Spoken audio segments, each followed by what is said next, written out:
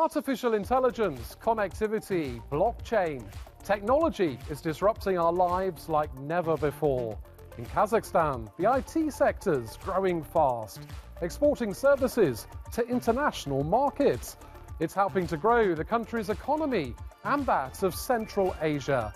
But how easy is it in today's competitive and uncertain world?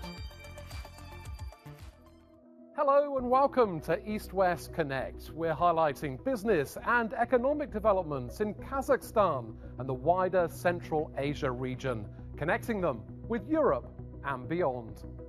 Technology is big business.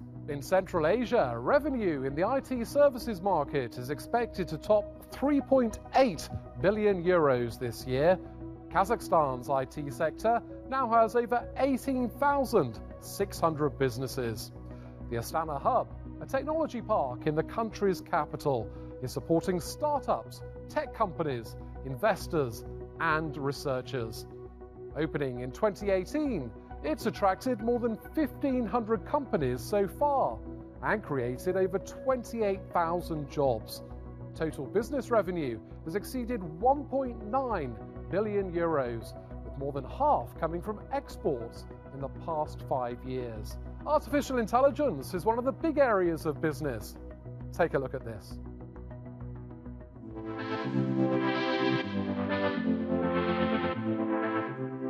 AI played a big role in the speedy development of COVID vaccines, and now this startup, supported by the Astana Hub, is hoping to turbocharge drug discovery too. Deploying generative AI, it's come up with software that produces sequences of nanobodies, small antibody fragments, for pharmaceutical research. Antibody discovery is considered as a holy grail for the drug discovery because antibodies are used everywhere, starting from diagnostics to therapeutics. But there is a problem. Antibody discovery is quite a long process, very expensive. So our technology is able to give working antibody sequences within minutes and cut the costs.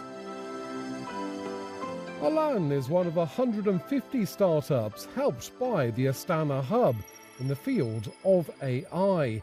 Other businesses are working in the likes of fintech, blockchain, and game development.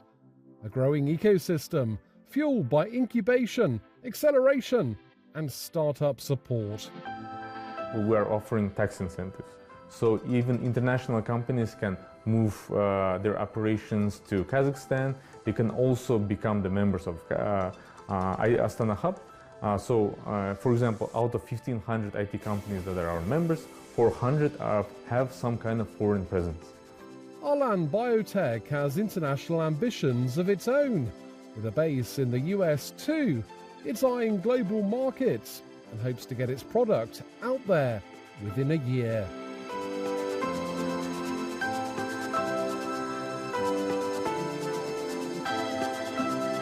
So how does the Astana Hub and its business ecosystem fit into Kazakhstan's wider economic vision? I asked the country's innovation minister. We expect that for 2024, the IT exports of Kazakhstan will exceed 700 million US dollars.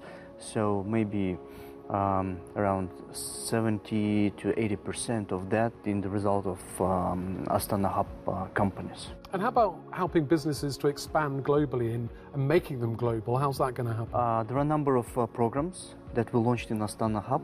First of all, by bringing them from developed markets like Silicon Valley. There are programs like Google for Startups. Astana Hub is an exclusive partner of Google for this acceleration program in Central Asia, Azerbaijan, and Mongolia. Plus, there are our homegrown acceleration programs like AIpreneurs, where the individual comes and form the groups, and then the new startups appear. So these kind of programs, they teach and educate the entrepreneurs and startups. And when we talk about those IT exports and going to global markets, where are we talking in the world? Europe? Yeah. Everywhere else as well? Frankly speaking, right now the residents of Astana Hub, they're exporting to almost 90 countries. and this is the US, Europe, Asia, and various fields like software engineering, AI, game dev, and a number of other industries. And what does that mean for your economy here then? You know that we are oil and gas based economy, trying to diversify our economy, and I think that IT exports and the industry itself giving its own contribution to diversify the economy. Kazakhstan, like all countries around the world now, face a lot of challenges: geopolitics, supply chain issues, competition, protectionism.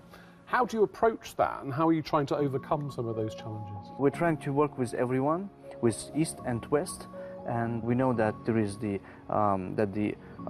exporting regimes of critical technologies is becoming more and more stringent. But we're trying to somehow to overcome these issues, to work with both sides and abiding to all the requirements in terms of the security protocols and the other requirements in order to overcome those challenges.